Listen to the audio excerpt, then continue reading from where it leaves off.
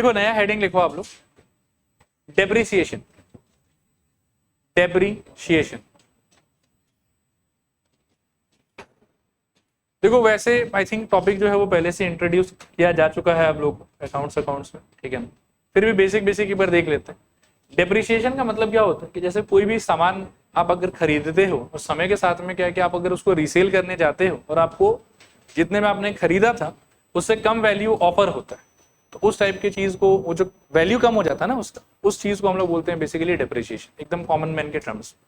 आगे देखो official definition थोड़ा सा पढ़ के देखते हैं, एक सेकेंड आगे देखो यहाँ पे सबसे पहले definition, the actual decrease in the monetary value of an asset due to use, wear and tear, maintenance etcetera is called depreciation.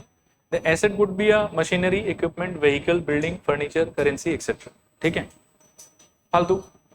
फिर क्या है कि ये सब कुछ टर्म्स है, आई थिंक सारा आपको पहले से पता है, एक बार आप लोग मुझे बता दो ताकि मैं वेरीफाई कर पाऊं कि हाँ आप सही सोच रहे। एसेट मतलब कोई भी सामान जिसको मतलब क्या कि खरीद के हम बेच सकते हैं, बेच के पैसा मिल सकता है, करेक्ट। डेप्रिशिएबल एसेट मतलब जिसका वैल्यू समय के साथ में कम हो जाए। यूजफुल लाइफ मतलब कितने साल के लिए हम उसको यूज कर सके।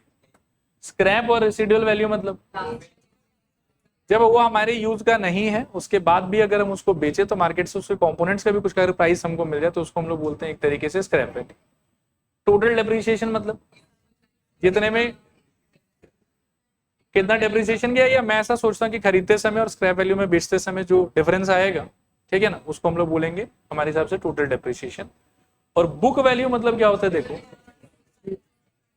हाँ वेरी गुड, मैं भी अपने एंड से बोल लेता हूँ। मेरे हिसाब से क्या है कि हर साल कुछ कुछ डेप्रिसिएशन होता रहेगा, तो साल के शुरुआत में कुछ प्राइस रहेगा, उस साल आप उस ऑब्जेक्ट को यूज कर लो तो कुछ डेप्रिसिएशन आ जाएगा और साल के एंड में उसका एक वैल्यू बचेगा, ठीक है ना।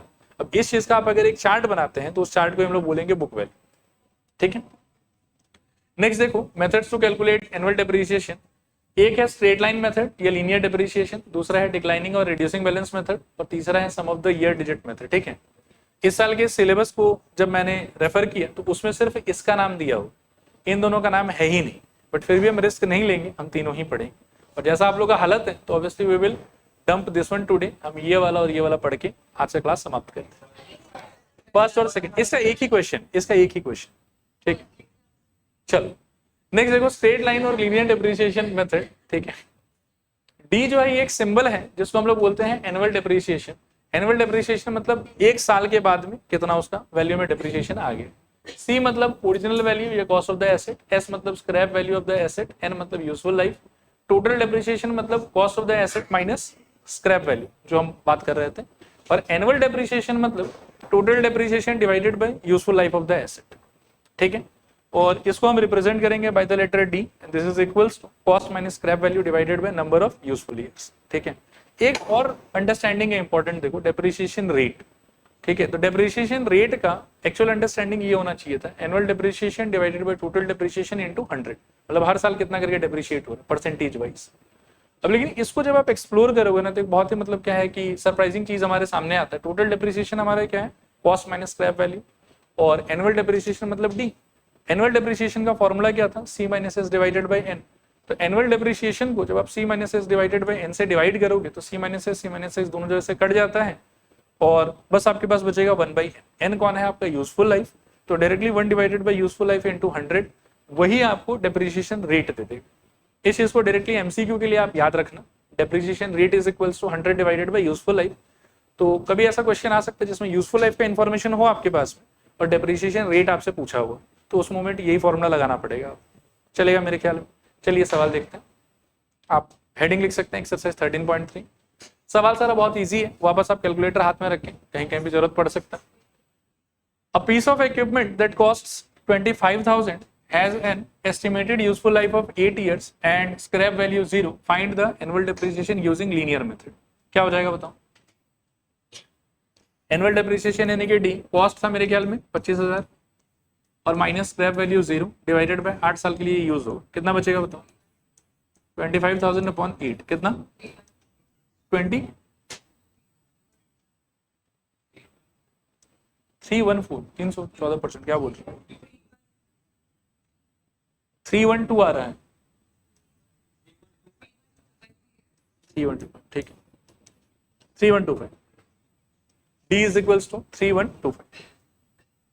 नेक्स्ट देखो, a machine costing 30,000 is expected to have a useful life of 13 years and a final scrap value of 4,000. Find the annual depreciation charge using straight line method. तो क्या हो जाएगा सोचो, D is equals to 30,000 minus मेरे ख्याल में 4,000 और divided by 13, तो 26,000 डिवाइडेड बाय 13, सही बात है 2,000, ठीक है। नेक्स्ट देखो, an asset the life of which is estimated to be 8 years costs 80,000. If the annual depreciation is 9,000, find its scrap value using linear method.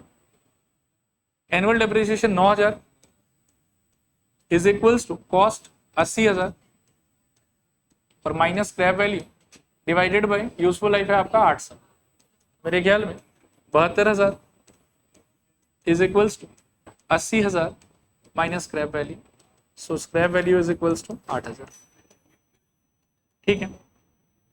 चले आगे, 4 नंबर देखिए, a vehicle costing ₹9 lakh as scrap value of ₹2,70,000. If annual depreciation charge is इतना, find its useful life in years. फालतू ही लग रहा है। Annual depreciation 70,000 is equals to 9 lakh minus 2,70,000 divided by n, तो n ऊपर आ जाएगा, इन दोनों में से बचेगा 7 लाख, 6,30,000 डिवाइडेड बाय 70,000, नहीं, तो यूजफुल लाइफ आपका आ गया 9 साल, ठीक है। 5 नंबर, अ मशीन है स्क्रैप वैल्यू ऑफ इतना आफ्टर 15 years, तो ये आपका n हो गया, ये आपका s हो गया, of its purchase. If the annual depreciation charges इतना, ये कैपिटल D हो गया। Find its original cost using linear method, तो फिर से वही है, 8500 is equals C minus 22500 upon 15। Check करो तो ये प्रोडक्ट कितना आ रहा है, 127500 इक्वल्स टू C माइनस 22500, और इसको इधर लाके जोड़ दो तो मेरे ख्याल में 1,50,000 इज इक्वल्स ओरिजिनल कॉस्ट। चलेगा, नेक्स्ट देखिए 6 नंबर, इसको थोड़ा ध्यान से देखना, इसमें एक बुक वैल्यू शेड्यूल बनाना होगा हम लोग को, पढ़ लो पहले। अब देखते हैं, देखो इसमें क्या बोला कि अभय बॉट अ मोबाइल फोन ₹30,000 का, फिर mobile phone estimated scrap value 3,000 after a span of 3 years using the linear depreciation method construct a yearly depreciation schedule, find the book value of the mobile phone at the end of 2 years। तो पहले आप ना annual depreciation निकालो, बाकी चीज मैं समझाता हूँ। डी इक्वल्स टू क्या हो जाएगा बताओ, 30,000 माइनस 3,000 डिवाइडेड बाई 3, मेरे ख्याल में 27,000 बाई 3, और सही बात है 9,000। यहाँ तक समझ आया सब कुछ? अब देखो ये जो शेड्यूल वाला चीज है ना, ये कैसे बनाया जाता है उसको देखो आप।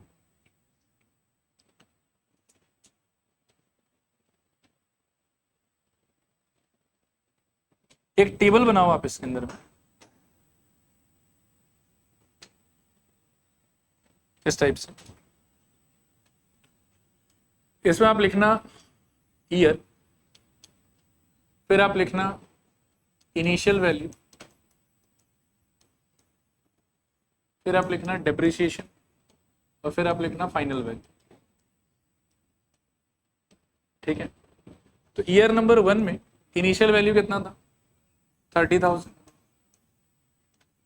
डेप्रिसिएशन कितना पड़ेगा 9,000, और 9,000 डेप्रिसिएशन पड़ के इस साल के अंत में वैल्यू कितना हो जाएगा 21,000, ठीक है मेरे ख्याल। सेकेंड ईयर में इनिशियल वैल्यू कितना माना जाएगा 21,000, डेप्रिसिएशन कितना लगाओ 9,000, और माइनस फिर कितना बचेगा आपके पास 11, 12, और फिर से तीसरे साल में क्या होगा देखो, इनिशियल वैल्यू नहीं, हम लोग पूरा शेड्यूल बना के छोड़ देंगे, सेकंड वाला का अलग से पूछा हुआ है हम लोग से 12,000, डेप्रिसिएशन फिर से 9,000 और फाइनल वैल्यू 3,000। अब देखो क्या है चक्कर यहाँ पे, जब आपको शेड्यूल बनाने के लिए बोलता है ना, तो आपको चार्ट तो ये पूरा ही बनाना है, फिर इसी चार्ट को देख के आपको कुछ अलग से पूछा हुआ कि find the book value of the mobile phone at the end of 2 years। तो 2 साल के अंत में बुक वैल्यू मतलब ये फाइनल वैल्यू कितना पड़ा हुआ है यहाँ पर 12,000। तो लिखो hence book value at the end of 2 years is equals to 12,000। Book value at the end of 2 years is equals to 12,000। लिखो हेडिंग लिखो, मतलब हाँ एक टॉपिक ये बचा हुआ रह जाएगा, इसको अगले क्लास में देख लेंगे, डिक्लाइनिंग और रिड्यूसिंग बैलेंस मेथड। आज हम लोग दूसरा मतलब थर्ड मेथड आज ही कर ले रहे हैं। लिखो इस पर sum of the years digit method, sum of the years, sum of the years digit depreciation method, sum of the years digit depreciation method. एक ही क्वेश्चन है इसका, इसको पढ़ लो और फिर इसको करते हुए हम समझ लेंगे कैसे करना। देखो इसमें क्या होता है कि डेप्रिसिएशन का तरीका थोड़ा सा अलग ढंग से हम कैलकुलेट करते हैं। उसके लिए क्या होता है कि हमको फिर से एक टेबल बनाना पड़ेगा। फिर कुछ लिखना मत, अच्छे से पहले देख लेना कि टेक्निक क्या है इसका। इसमें पहले आप लिखोगे ईयर, फिर आप लिखोगे ईयर इन रिवर्स ऑर्डर, ठीक है। फिर आप लिखोगे डेप्रिसिएशन और फिर आप लिखोगे फाइनल वैल्यू, ठीक है। अब कैसे काम करता है उसको देखो, ध्यान से सोचना थोड़ा। ईयर में क्या क्या आ जाएगा बताओ, 1 2 3, सिंस 4 साल के लिए कर रहे हैं, चलेगा। रिवर्स ऑर्डर में अगर आप लिखोगे तो क्या आएगा, 1 की जगह पे आएगा 4, फिर आएगा 3, फिर आएगा 2 और फिर आएगा 1। अब आगे के बात को थोड़ा ज्यादा ध्यान से देखो। 4 के लिए जब आप डेप्रिसिएशन कैलकुलेट करोगे ना, उसका तरीका होगा कि ये है 4, ऊपर 4, नीचे इन सारे का सम कितना होगा सोचो, 4 3 7, 2 9 1 10, 4 डिवाइडेड बाई 10 इनटू जो भी आपका टोटल वैल्यू था, कितना था ये 25,000, तो इनटू 25,000, ये आपका डेप्रिसिएशन, ठीक है। कैलकुलेट करो कितना आ रहा है, 1 0 0 गया मेरे ख्याल में और यहां से बचेगा 10,000, राइट। तो 10,000 आपका डेप्रिसिएशन हो गया। फाइनल वैल्यू को लास्ट में लिख देता हूँ, और फाइनल वैल्यू क्या होगा ये माइनस करने के बाद, बोलो 15,000 आया समझ, चलेगा। फिर उसके बाद में 3 के लिए क्या करोगे देखो, इसी तरीके से 3/10 इंटू 25,000 कैलकुलेट करो, 0 0 कौन कितना आएगा 75 और 0 0 7,500, और इसको माइनस कर दो इसमें से तो कितना बचेगा 7,500, आधा ही हो जाएगा। हाँ 10, ये 10 इन्हीं का सम है जो बार बार नीचे यूज हो। अब ऐसा समझो ये जो टोटल डेप्रिसिएशन होगा ना, उसको हम टोटल 10 पार्ट में तोड़ देंगे नंबर ऑफ ईयर्स के हिसाब से, और उसमें से 4 पार्ट का डेप्रिसिएशन पहले साल पे लगाएंगे, 3 पार्ट का डेप्रिसिएशन दूसरे साल पे, 2 पार्ट का डेप्रिसिएशन तीसरे साल पे, और लास्ट 1 पार्ट का डेप्रिसिएशन लास्ट साल। तो इस 2 पार्ट का देखो क्या हो जाएगा, मेरे ख्याल में 2/10 इंटू 25,000 वापस से 0 0 कौन, और यहाँ से आ जाएगा मेरे ख्याल में 5,000, नहीं, और 5,000 इसमें से माइनस करोगे तो शायद 2,500, और लास्टली एक पार्ट का तो 1/10 इंटू 25,000 वापस से ये आएगा मेरे ख्याल में 2,500, और आपका फाइनल वैल्यू जो है वो जाएगा 0, ठीक है। तो ये टेबल बनाना है और यही है बस, इस टेबल में कुछ स्पेशल तो पूछा नहीं, ठीक है। चलो इसमें आज के लिए इतना ही।